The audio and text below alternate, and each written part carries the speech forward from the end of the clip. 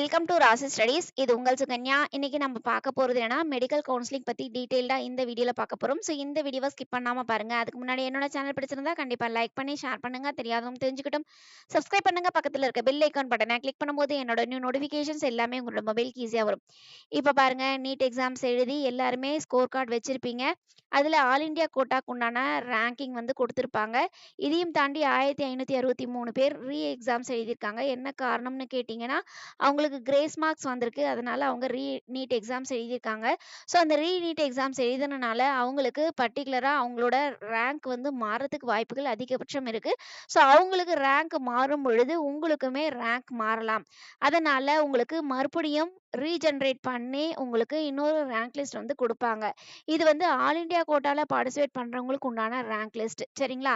இதையும் தாண்டி ஸ்டேட் கோட்டால நீங்க பார்ட்டிசிபேட் பண்ணணும் அப்படின்னு நீங்க நினைச்சீங்கன்னா, கண்டிப்பா ஸ்டேட் ரேங்க் வந்து அனௌன்ஸ் பண்ணுவாங்க.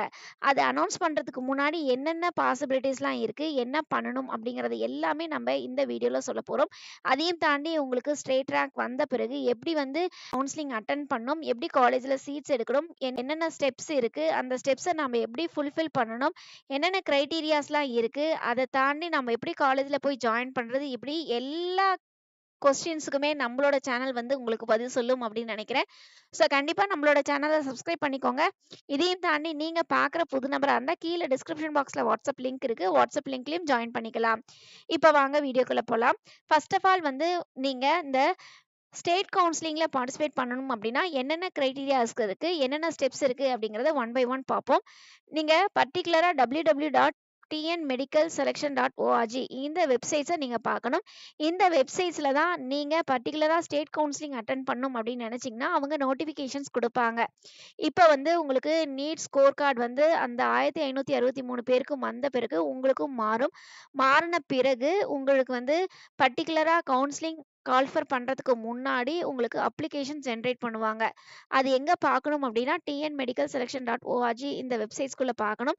இதையும் தாண்டி நம்மளோட சேனலை சப்ஸ்கிரைப் பண்ணிட்டீங்க அப்படிங்கிற பட்சத்துல மெடிக்கல் கவுன்சிலிங் பத்தி நோக் அண்ட் கார்னர் நம்மளோட சேனல்ல ரிலே பண்ணுவோம். உங்களுக்கு ரொம்ப ரொம்ப ஹெல்ப்ஃபுல்லா இருக்கும். அதனால கண்டிப்பா சப்ஸ்கிரைப் பண்ணிக்கோங்க.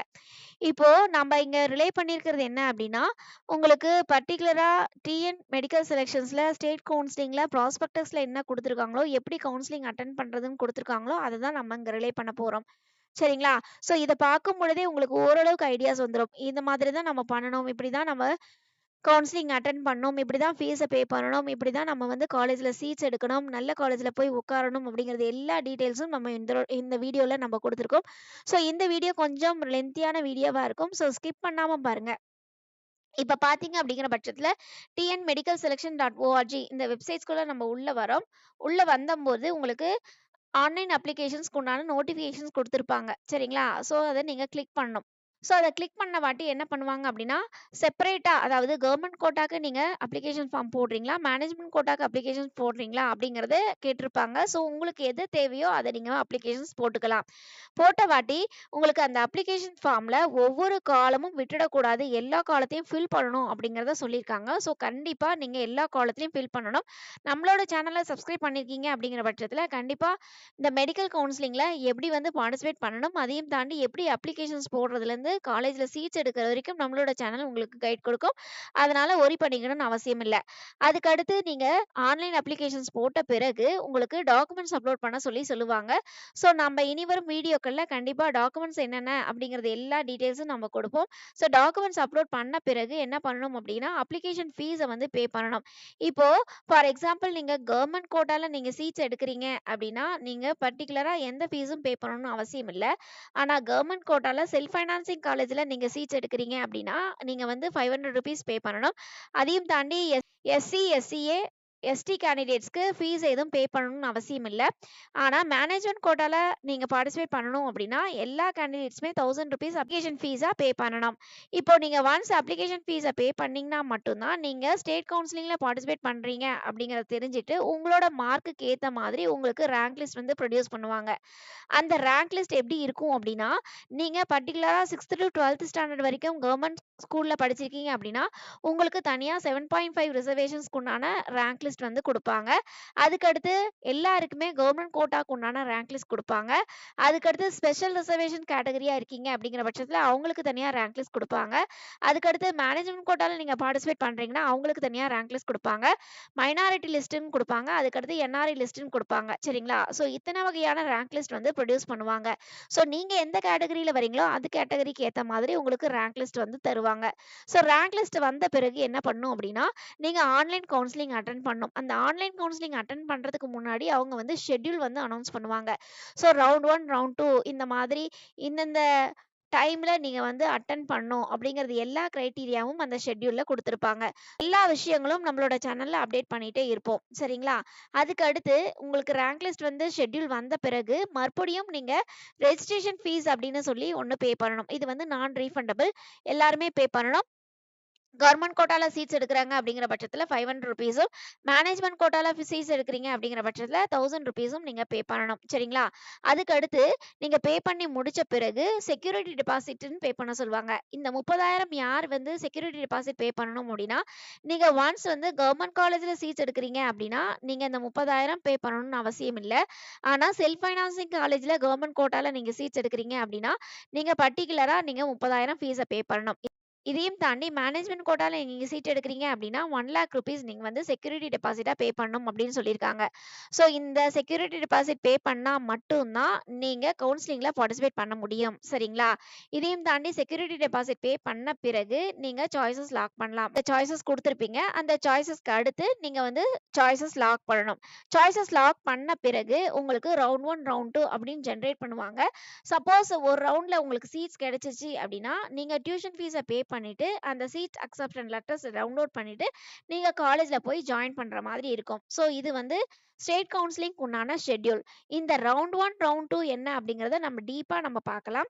ஃபர்ஸ்ட் ஆஃப் ஆல் வந்து உங்களுக்கு இந்த tnmedicalselection.org இந்த வெப்சைட்ஸ்குள்ள நீங்க போனீங்க அப்படிங்கிற பட்சத்துல ஆல்ரெடி ரெஜிஸ்ட்ரேஷன்ஸ் பண்ணி, செக்யூரிட்டி டெபாசிட்லாம் பே பண்ணி, சாய்ஸஸும் லாக் பண்ணியிருப்பீங்க. சரிங்களா? அதுக்கடுத்து ரவுண்ட் 1 வந்து உங்களுக்கு அலோகேஷன்ஸ் பண்ணுவாங்க.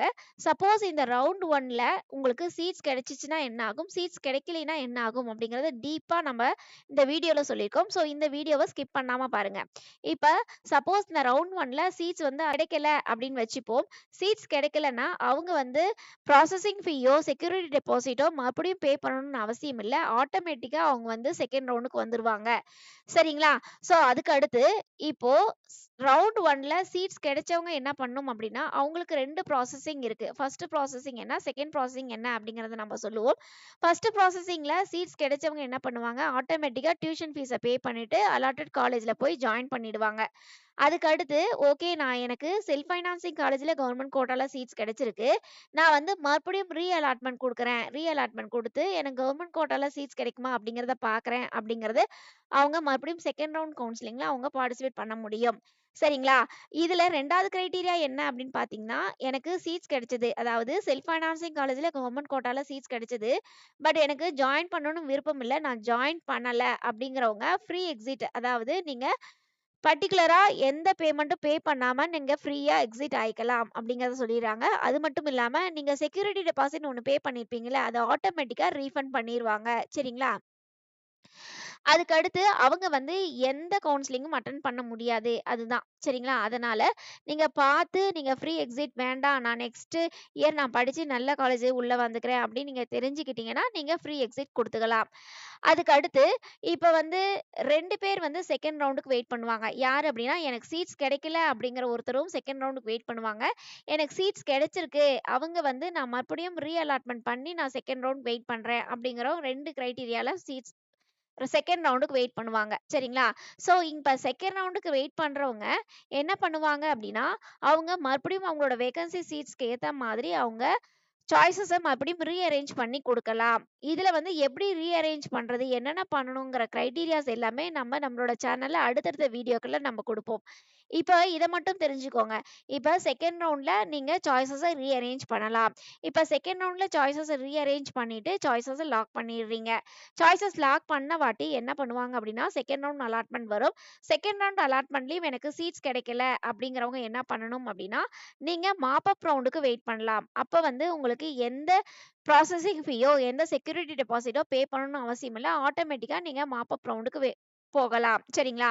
பட் செகண்ட் ரவுண்ட்ல சீட்ஸ் கிடைச்சவங்க ஆல்ரெடி ஃபர்ஸ்ட் ரவுண்ட்லயும் சீட்ஸ் கிடைச்சது. செகண்ட் ரவுண்ட்லயும் இப்ப நியூ சீட்ஸ் கிடைச்சிருக்கு அப்டின்னா, அவங்க என்ன பண்ணணும் அப்டின்னா, செகண்ட் ரவுண்ட்ல சீட்ஸ் கிடைச்சிருச்சுன்னா, அவங்க ஆட்டோமேட்டிக்கா செகண்ட் ரவுண்ட்ல என்ன சீட்ஸ் கிடைச்சதோ அந்த காலேஜ்ல போய் ஜாயின் பண்ணிறணும்.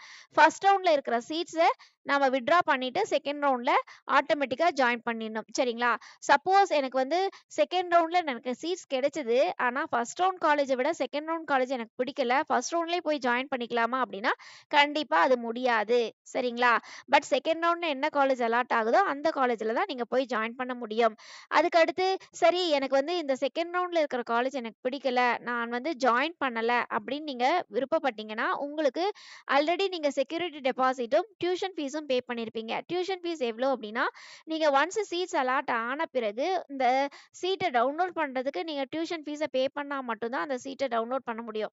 அப்படிங்கிற பட்சத்தில அந்த டியூஷன் ஃபீஸ் வந்து கவர்ன்மெண்ட் கோட்டாவா இருக்கலாம். இல்லாட்டினா செல்ஃப் ஃபைனான்சிங் காலேஜ்ல கவர்ன்மெண்ட் கோட்டாவா இருக்கலாம். இல்லாட்டினா உங்களுக்கு வந்து மேனேஜ்மென்ட் கோட்டாவா இருக்கலாம். ஸோ எந்த கோட்டாவுல எவ்வளோ ஃபீஸ நீங்க கட்டி, டியூஷன் ஃபீஸ கட்டி நீங்க வந்து சீட்ஸ டவுன்லோட் பண்றீங்களோ, அந்த டியூஷன் ஃபீஸும் உங்களுக்கு தரமாட்டாங்க. அதே மாதிரி செக்யூரிட்டி டெபாசிட்டும் தரமாட்டாங்க. ஸோ இது வந்து கேர்ஃபுல்லா இருக்கணும். சரிங்களா? ஸோ வந்து ஒன்ஸ் வந்து நாங்க ஜாயின் பண்ணல அப்படின்னா, உங்களுக்கு ஹெவி லாஸ் ஆயிடும். அதனால ப்ராப்பரா நீங்க வந்து சாய்ஸ் ஃபில் பண்றதுல தான் ஸ்ட்ராட்டஜியே இருக்கு. அதனால கரெக்ட்டா சாய்ஸ் ஃபில் பண்ணுங்க. எக்ஸாம்பிள்க்கு நீங்க செகண்ட் ரவுண்ட்லயும் எனக்கு சீட்ஸ் கிடைச்சது. அந்த செகண்ட் ரவுண்ட்ல இருக்கிற சீட்ஸ் வந்து எனக்கு புடிக்கல. நான் ஜாயின் பண்ணல அப்டின்னா, நீங்க அடுத்தடுத்த ரவுண்ட்லயும் அதாவது மாப் அப் ரவுண்ட்லயும் உங்களால பார்ட்டிசிபேட் பண்ண முடியாது அப்டிங்கிறத சொல்லியிருக்காங்க. சரிங்களா? அதையும் தாண்டி டிஸ்கன்டினியூவேஷன் ஃபீஸ்ன்னு ஒரு ஃபீஸ் இருக்கு. அந்த ஃபீஸையும் நீங்க பே பண்ணிட்டு தான் வெளில வர முடியும் அப்டிங்கிறதையும் சொல்லியிருக்காங்க.